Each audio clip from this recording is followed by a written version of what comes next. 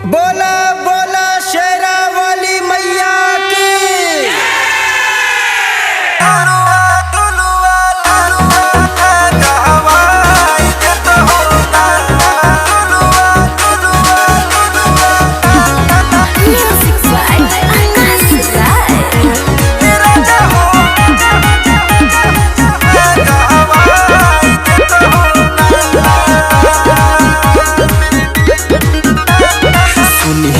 राजा रौरा जहाँ बजरिया कि निकल है आई नारियल चुनरिया।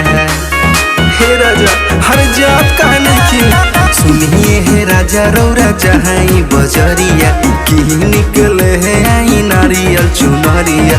कही के कोहरू से काला सा मंगाई देता हो ना ए राजा हो मैया झुलवाला गहवाई देता हो ना ए राजा हो मैया झुलवाला गहवाई देता हो ना।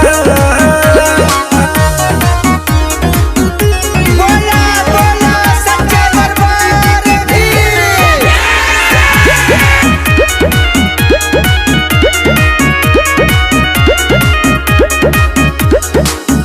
लवंग कसैली ले धूपया पहले सैया याद कह के लिखी सब पूजा के समान सैया। लवंग कसैली ले धूपया पहले सैया याद कह के लिखी सब पूजा के समान सैया। महिला सोरह सिंगार और लाल लाल सहरी लाइब कोही देह पंडित जी से वो कल जल्दी आइब। लाले लाले ओढ़ौल फूला वाले आई देता हो ना ए राजा हो मैया झुलवाला गहवाई देता हो ना ए राजा हो मैया झुलवाला गहवाई देता हो ना।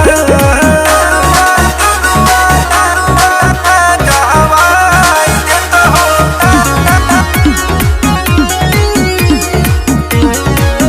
गहवाई देता हो ना।